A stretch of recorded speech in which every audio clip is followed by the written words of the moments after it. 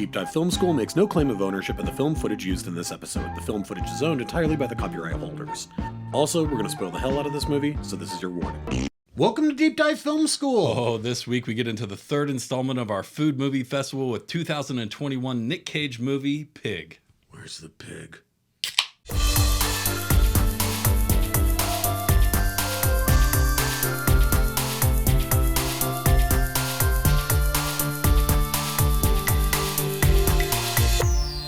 All right, everybody, I'm Adam Sherlock. And I'm Adam Paltry. And if you like what you see /here, please like and subscribe. You can find us on all the spaces and places people find good media. We have festivals, we have 101s, we have that one scene, punishment reviews, all kinds of things. All the stuff. We're dead right in the middle of this festival, this food movie festival. Mm-hmm. I think that really the food movie festival was birthed from our desire to review this movie that we're doing today, at least in part. There's lots of great stuff in this fest. But there was a Nick talk about Nick Cage. Yeah, there was a Nick Cage festival that we just did, and it was like, do we put this on the festival? Do we not? Listen, this and Mandy were both supposed to be on the that's true. Nick Cage festival. There's a lot of good Nick Cage movies. There really are. But yeah, so Pig. This is 2022. 21, yeah. 21, okay. They filmed this right before the pandemic, I think, too. Okay. This is definitely very different than all of our other movies, which is a big reason why I wanted to put it in here, because it doesn't treat food and the experience of food. There's a little bit of similarity, but it's much different than the other movies. There's no restaurant here. There's no food critic. There's nothing. This is a much deeper story. It's an intentionally slow movie. It doesn't tie everything up in a bow. There's a lot of mystery to what's going on here. Nick Cage basically plays a truffle hunter who's quit the biz 15 years ago and went to live in the mountains. We never really get to hear why he did that, what happened. It's associated with the death of his wife, definitely. We find that out and assume something like that, but it's never like actually explained to us. Everyone just kind of knows what happened. So it's a slow-paced, slow-burn movie, but it's very raw emotionally, and the look of it as well, but very different than the other food movies here. I want to push back on that a tiny bit, because while I agree that the movie itself, most of the beats of the movie are very different than the other movies that we've reviewed, the one through line that felt very similar to our other food movies thus far is the sense of food being the love of food being this very personal, very spiritual kind of element, especially if you are a chef, where that is really what you spend your time doing. And then the outward world's quantification of that and capitalization of that, and the way that it sullies this true art of the thing. Because even though it's a little bit more buried in Pig, it does show up in pretty... some of the most powerful moments in this movie are about him really in this organic way using the food as a way to connect with people. Yeah, it's a superpower.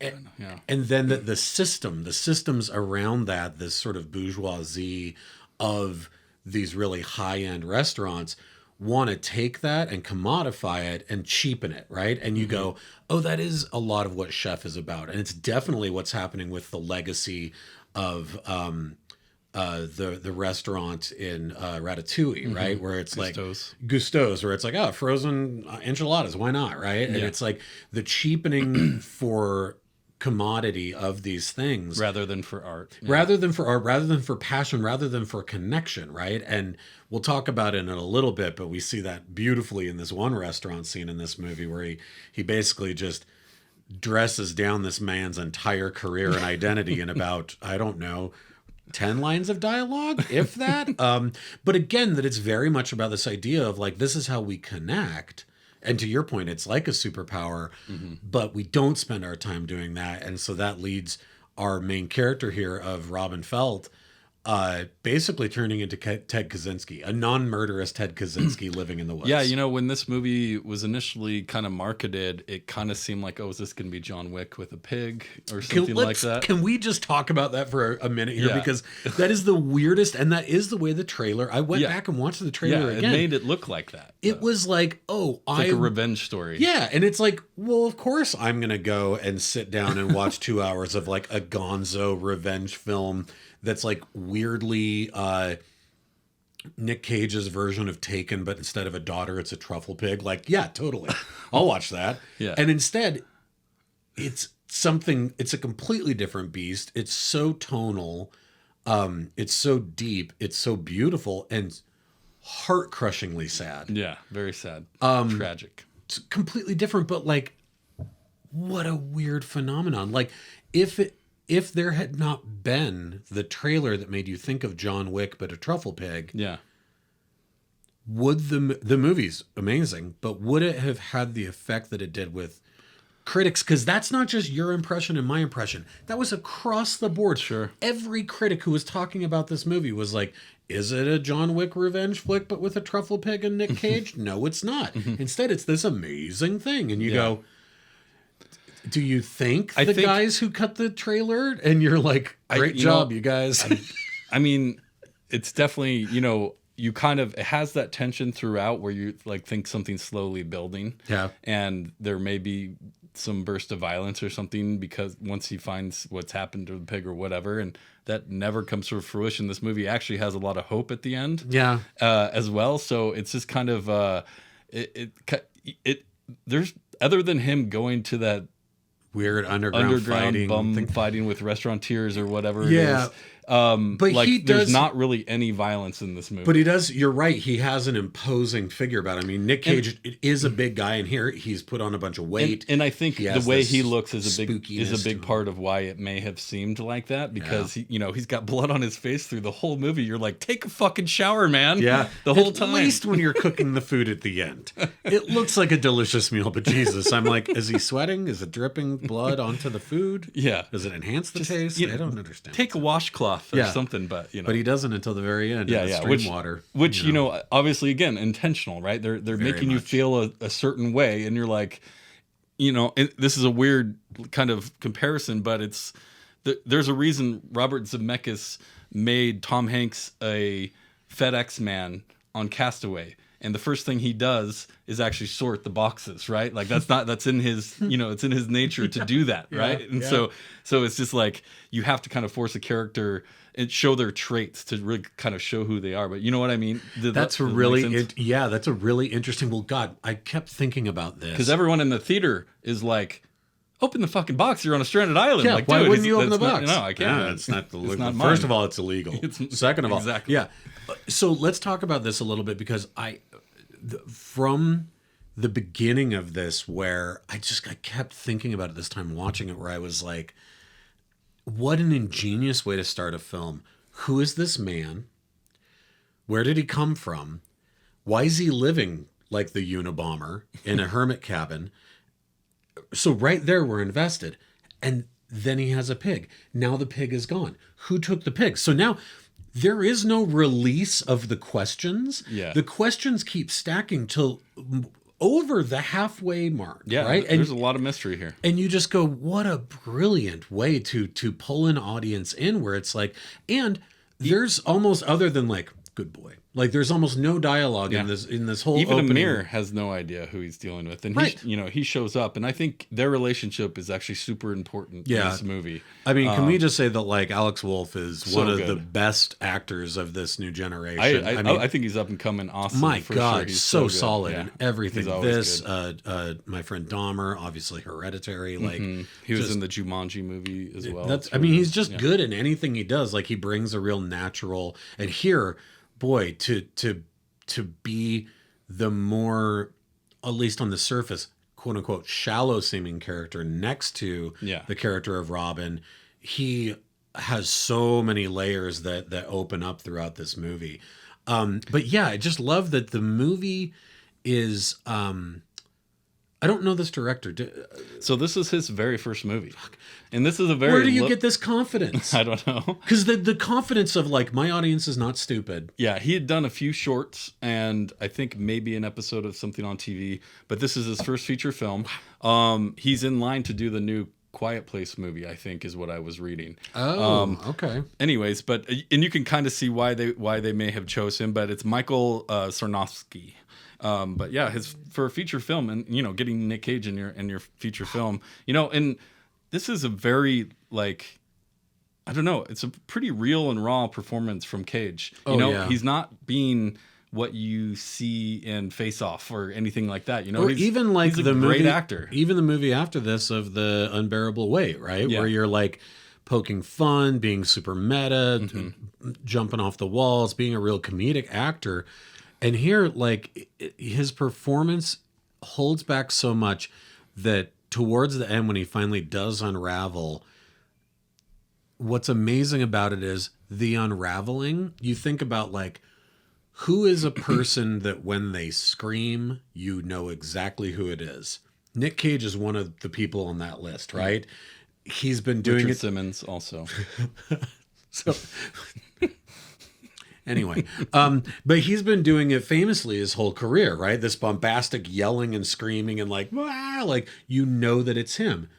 When he finally reaches that moment in this movie, again, to speak to the confidence of the director, his sound is cut out.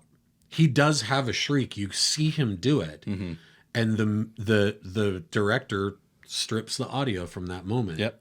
And you just go, again, the level, the chutzpah to be like, we're gonna watch him fall to his knees. And just this whole idea of truffles and it being a big part, like they treat it like it's drug dealing, like inside of this movie, like Amir's working for his dad, or he's not working for his dad. We have our own territories. Yeah, territories, and they talk about it like it's drugs and stuff, and like, oh, you can't sell here. This is my restaurant or something. But like his dad's like, oh, he's not fit for this world, you know. And obviously his dad Darius, which we only get a couple scenes with, he's the one who kind of sent off to get this pig stolen in the first place, which is never really explained. It isn't, and either. I kind of was wondering, was he trying to sabotage his son?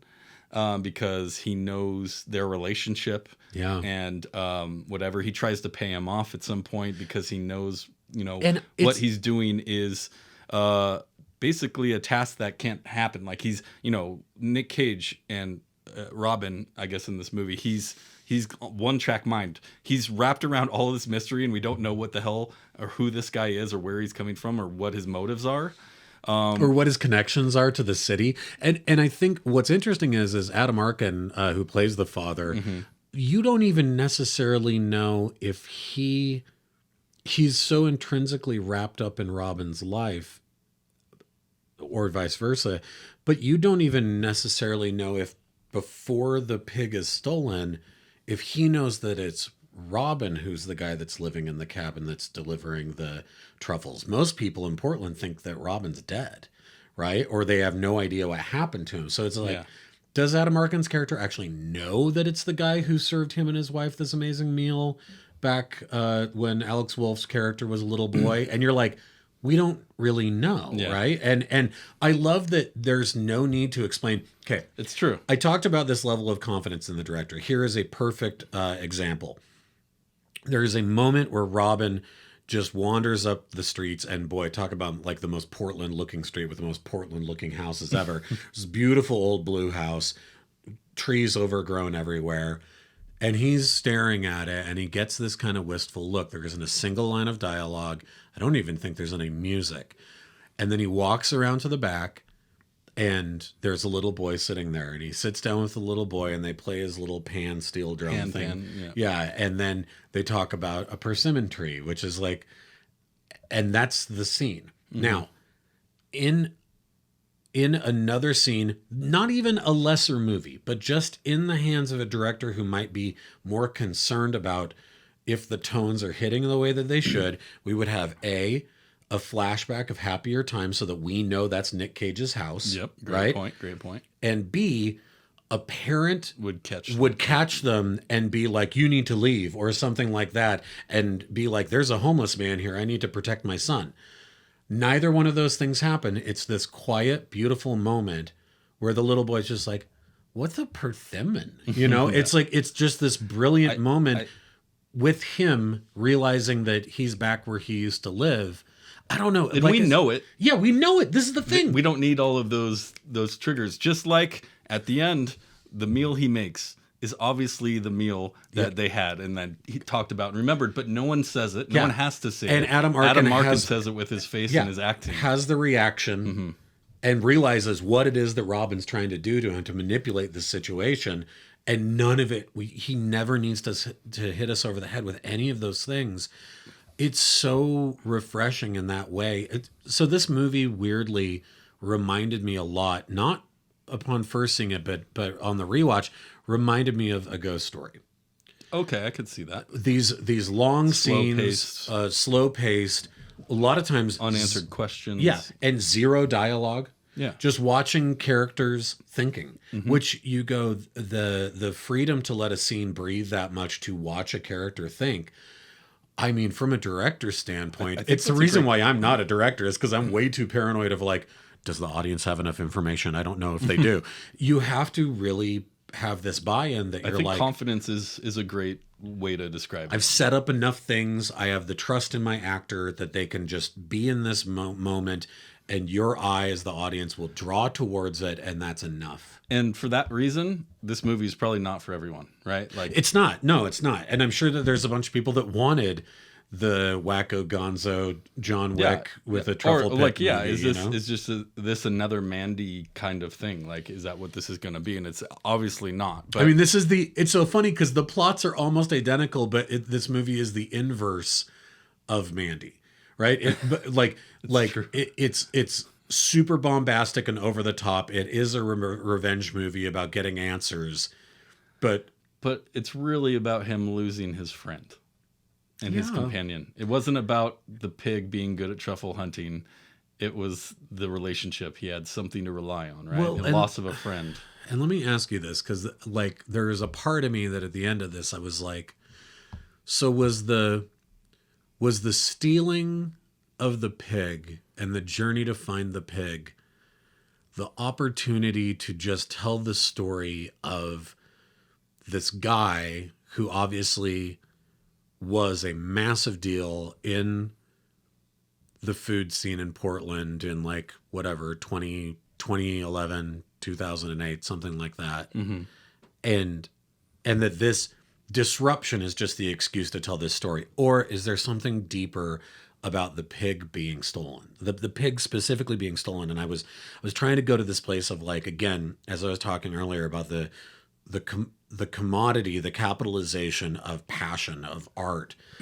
It's almost like the pig kind of represents that too, that it's like, this guy is now, he's given everything to the point where he feels so victimized that he's like, I'm literally going to go live in a cabin in the woods. And that even then, these systems at play won't stop fucking with him. Like that, at his weakest point, an animal he loves is stolen from him because those powers at play, which are really represented by Adam Arkin, will still keep leeching. Sure.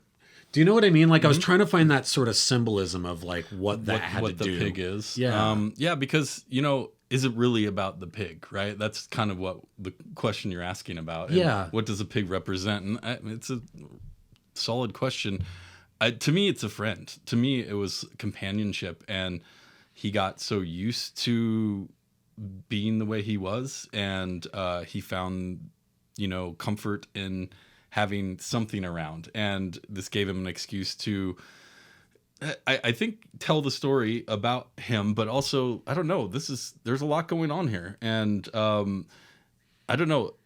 That's a tough question to answer, I guess. I'm not sure. I mean, would you even call this a revenge movie? No, not really. And I think that like to me, so much of this movie is about selling out your identity. Yeah.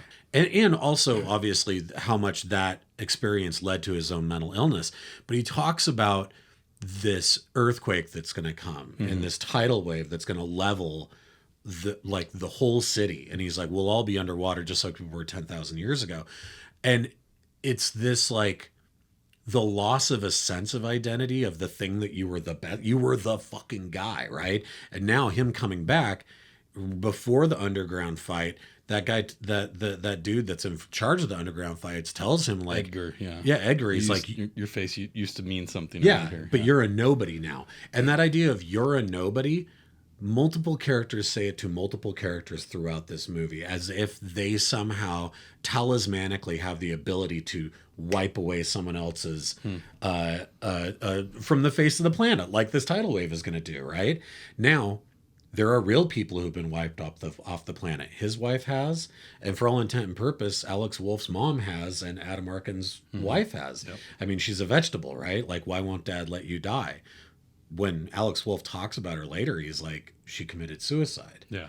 Because he's not even willing to come to grips with it. And so it's like the loss of real people and real identity versus the feeling of the loss of your identity. And like, it's just that I love that the themes don't line up perfectly. They don't have to. Yeah. They don't have to. There are ways to get us thinking about all that stuff. It doesn't answer a lot of questions. Yeah. What would you say the use and meaning of food in this movie is different versus the other movies we've done in this fest?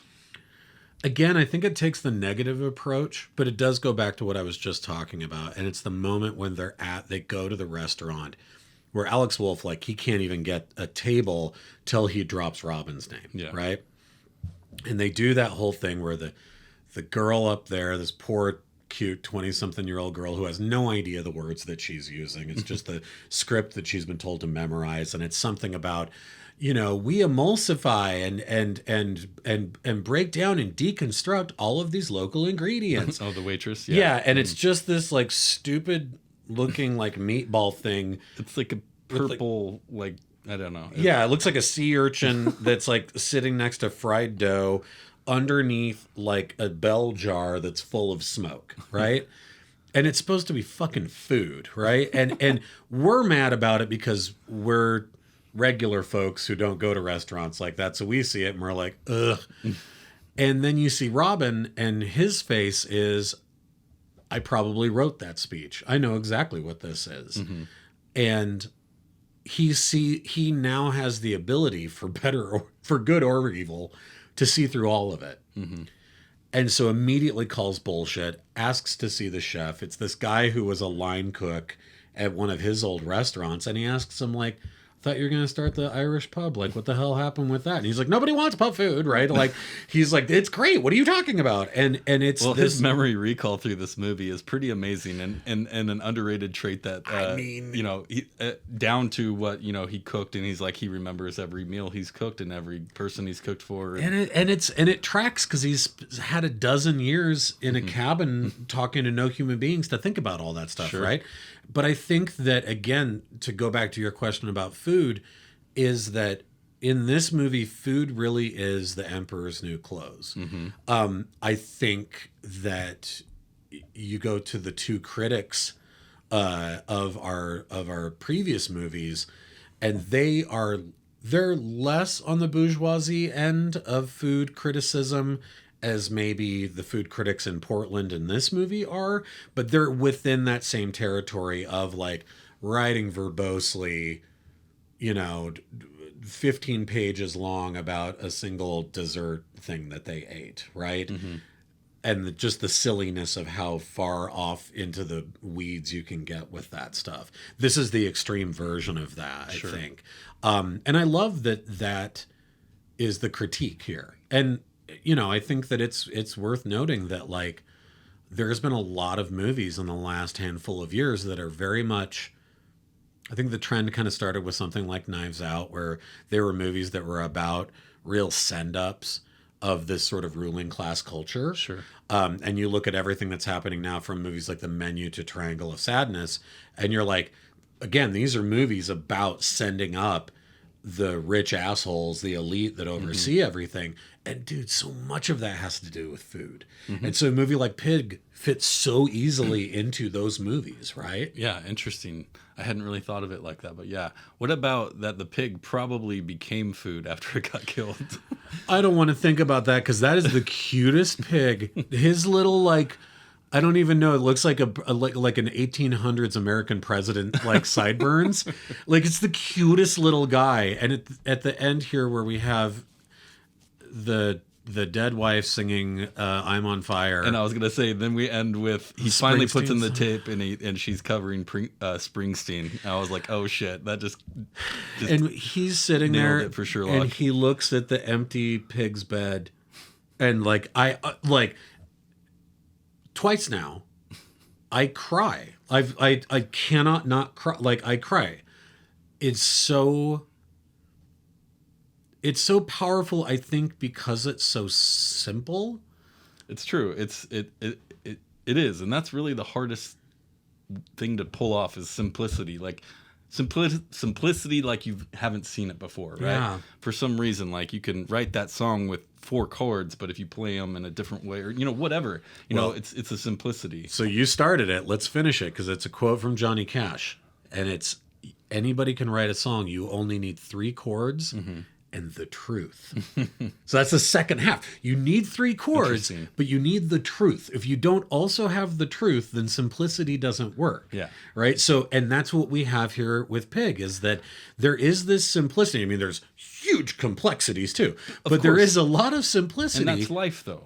And then it's injected through with this element of truth. It's not about mushrooms or pigs. It's about relationships and people. And identities, right? And who and what our identities say about us the longer we're alive. Because I think that, and that in that sense, this movie reminds me a lot of Chef, where it's also that you have a guy who at one time was obviously the biggest shit in town, and then is no longer that, and is jaded and needs to decide who he is now, because that like, oh, I'm gonna burn from both ends and leave a beautiful young corpse is super sexy until one day you turn around and you're like, oh my God, I'm staring down 50. Yeah. What the fuck, right? And then you have to reconsider a lot of those things. I think that's why a lot of these kinds of movies really resonate maybe with us is because we can really relate to that, and there's a fascination with those kinds of characters. Goddamn, Nick Cage is just so good. Everyone in this is really good. He just is. Alex Wolff, everyone. Awesome movie. That wraps up the 3rd installment of our Food Movie Festival. Please like and subscribe. Follow along with these festivals. We have a bunch of them out there, all playlists on YouTube. Yep. Hit that bell icon. Instagram is our another active channel, as well as TikTok. So subscribe in all of those places, and we will see you next week. I think our last movie is Jiro Dreams of Sushi. That's right. And then we are going to do a forgotten gem of Big Night. That's right. But next week we will be doing that one scene from M. Night Shyamalan's Signs. You said his name right. Good job. Hey, do I normally say it wrong? It's so fun to not say it right. Yeah, shamalama ding dong. Anyway, tune in then. But for this week, thanks. See you guys.